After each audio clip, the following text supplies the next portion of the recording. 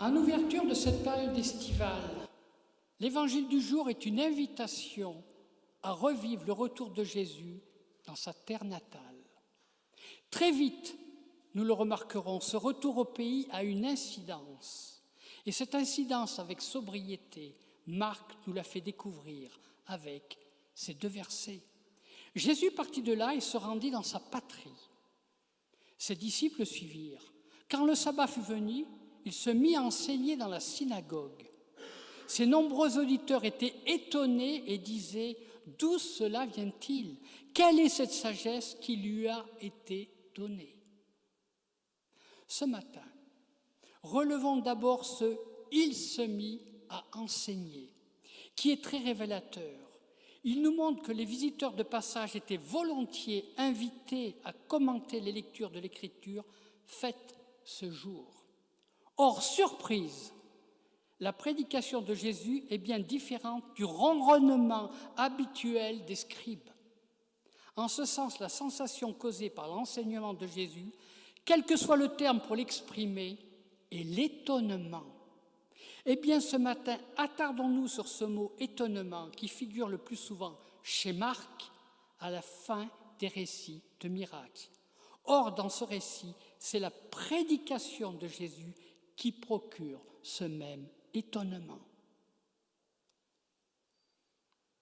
En ce début juillet, période propice aux évasions, qu'il est bon de revenir sur l'errance incessante de Jésus, errance qui le fait revenir dans son pays d'origine. Ce retour dans sa terre natale reflète sans nul doute un besoin de ressourcement. Et ce besoin le pousse tout naturellement à rentrer dans la synagogue. Profitant de ce moment, il donne un enseignement et son enseignement a un effet immédiat sur l'assemblée puisque, comme le dit ce récit, les auditeurs reçoivent un choc qui les arrache du sempiternel prêcha. Ces nombreux auditeurs étaient étonnés et disaient « D'où cela vient-il » Intéressant ce verset, qui fait résonance à un autre verset que nous trouvons en amont de ce même évangile, lors de la première prédication de Jésus dans la synagogue à Capharnaüm. Ils étaient étonnés de son enseignement, car il enseignait comme ayant autorité et non pas comme les scribes. Marc 1 au verset 22. Ceci dit, cet étonnement n'est que de courte durée. Comme nous le fait remarquer ce « d'où cela vient-il » Ces quelques mots ne sont pas innocents. Après la surprise causée par l'enseignement de Jésus, refait surface ce comportement si profondément humain qui veut qu'un enfant du pays ne peut être que le produit de son milieu d'origine et rien d'autre. D'où cela vient-il ? Quelle est cette sagesse ? Jésus n'est pas sourd, il entend l'assemblée murmurer à son sujet. Et ce murmure ramène Jésus à cette réalité si ancrée dans les mentalités qu'un enfant du pays ne peut être différent des autres et prétendre donc à un rôle éminent. Mais d'où vient cette sagesse ? Intéressante cette question. Jésus parle avec sagesse parce que ce qu'il dit vient des profondeurs de son être. Jésus habite sa parole, il incarne ce qu'il enseigne, sans nul doute. Cette sagesse de Jésus est aux yeux de Marc une autorité qui vient de Dieu. Mais au juste, qu'est-ce que les gens connaissaient de Jésus ? Eh bien, retrouvons notre récit qui répond à cette question. Comment de tels miracles se font-ils par ses mains ? N'est-ce pas le charpentier, le fils de Marie, le frère de Jacques, de Joas, de Jude et de Simon ? Et ses sœurs ne sont-elles pas parmi nous ? Voilà ce que les gens connaissaient de Jésus. Certes, dans un premier temps, nous l'avons tous entendu, la qualité de son enseignement décoiffe les gens présents dans cette synagogue. Mais cela n'est que de courte durée. Les préjugés refont vite leur apparition. Ceci dit, plus précisément, revenons sur la première interrogation de cette assemblée. D'où cela vient-il ? Indéniablement, cette question sert d'introduction à la double interrogation qui suit. Ce qui leur cause une telle surprise, c'est la sagesse qui s'exprime dans son enseignement. Et ce sont aussi les miracles dont il est l'agent. Là encore, il est bon de noter que la réaction des gens est assez similaire à celle des personnes présentes à Capharnaüm, en Marc 1, verset 27. Sans nous égarer dans une étude longue, savante et comparative, ce court passage biblique relève deux choses que ce récit nous apprend. D'abord que Jésus était charpentier. Nulle part ailleurs nous trouvons cette indication. De plus, ce récit désigne Jésus comme le fils de Marie. Tiens donc, habituellement, c'est bien le Père qui est cité. De plus, ce récit nous dit ceci. Jésus était pour eux une occasion de chute. Tiens donc, ne serait-il pas temps de revenir sur la famille de Jésus pour dire cette vérité troublante ? Cette famille qui aurait dû être le soutien naturel de Jésus est au contraire devenue un obstacle qui entrave sa route. Incontestablement, des tensions ont existé. Ces tensions concernaient avant tout la personne et l'autorité de Jacques. Jacques, frère de Jésus, personnage bien oublié de nos jours.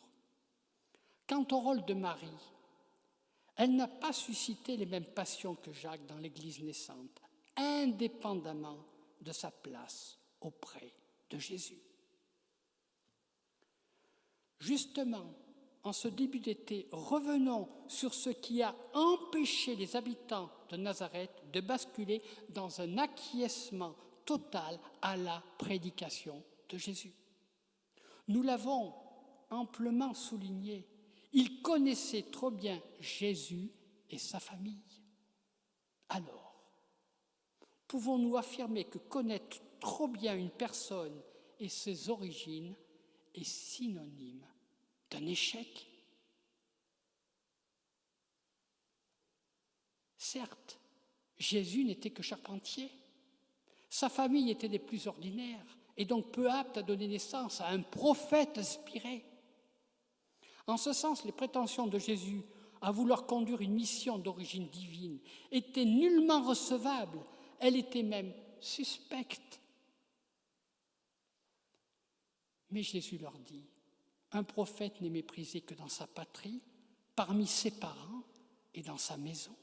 Et il ne put faire là aucun miracle, sinon guérir quelques malades en leur imposant les mains.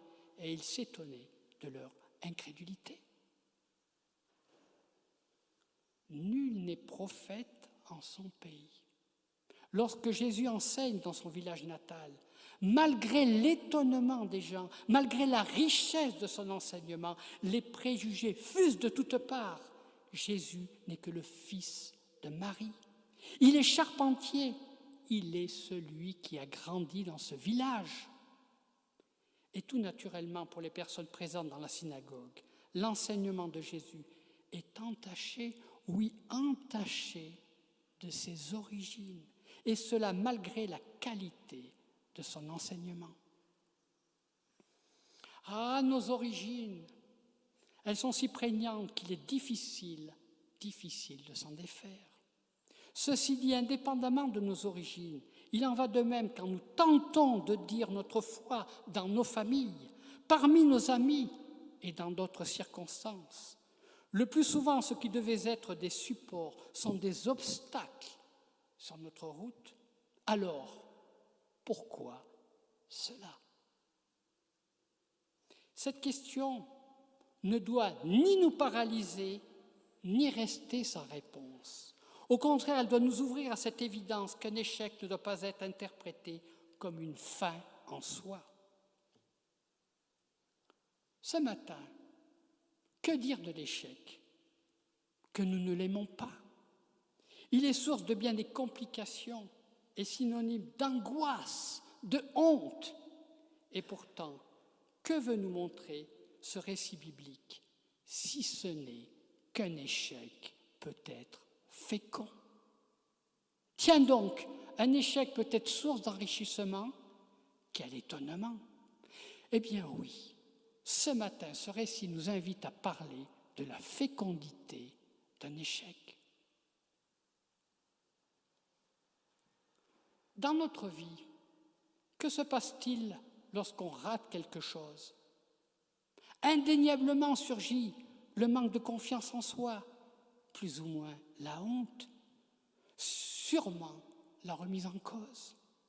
Ces sentiments ne sont pas faciles à décrire, mais ce qui est sûr, c'est qu'un pan entier de ce que l'on avait construit et que l'on croyait solide s'effrite.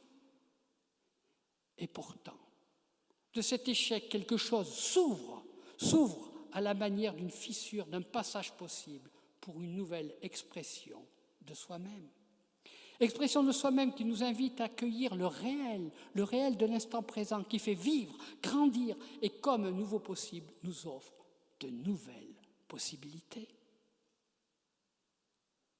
Justement, avec ce nul n'est prophète en son pays, une dernière question s'impose à chacune et chacun de nous. Connaît-on vraiment le Christ? Ce très court récit n'est-il pas là pour nous alerter sur l'inattendu de Dieu que l'on peut rencontrer aux endroits auxquels on ne pense pas, là où on ne l'attend pas? Cet inattendu de Dieu qui vient sans cesse bousculer nos repères, nos représentations et par là même semer quelque chose de nouveau. L'Évangile est à vivre ici et maintenant. Il n'est pas seulement un savoir sur ce que l'on a appris de Jésus, il se donne à vivre comme une grâce. D'ailleurs, aujourd'hui, il est bon, 2000 ans après son passage terrestre, de se poser cette question. Où en sommes-nous de cette diffusion de la renommée de Jésus? Certes, de nos jours, la renommée de Jésus n'est plus réduite à son village natal, ni même à la Galilée, elle est devenue planétaire. Renommée planétaire de Jésus, quelle bonne nouvelle! Mais est-elle suffisante pour donner vie concrètement au message d'amour que Jésus est venu apporter à notre monde? Beaucoup de personnages ont de nos jours des renommées planétaires. Pour autant, ces renommées sont-elles une aide précieuse pour donner naissance à un monde meilleur? En ce début de période estivale, temps propice au ressourcement, modestement finissons ce temps de prédication avec ce verset de l'Ancien Testament qui nous montre que nous ne devons rien attendre de nos engagements dans un avenir immédiat, mais au contraire prendre le recul nécessaire pour retrouver avec le temps la fécondité de nos engagements. Relisons justement l'Ecclésiaste qui nous dit « Jette ton pain à la surface des eaux, car avec le temps, tu le retrouveras. » Jette ton pain à la surface des eaux. Fini l'impératif angoissant du résultat immédiat. Fini l'angoisse de l'échec, car avec le temps, le pain que nous avons jeté, nous le retrouverons. Ce pain, ce sont nos engagements de tous les instants. En conclusion, quelles leçons pouvons-nous retenir de notre évangile de ce dimanche? D'abord ceci, le futur se construit ici et maintenant par nos actions. En ce sens, il est vain de vouloir en attendre un quelconque résultat, ni même une récompense dans les jours qui suivent. Ce constat réaliste, frères et sœurs, est une invitation à aller jeter son pain à la surface des eaux, porté par cette promesse qu'avec le temps, l'inattendu de Dieu en fera jaillir des fruits. Alors, qu'il en soit ainsi. Amen.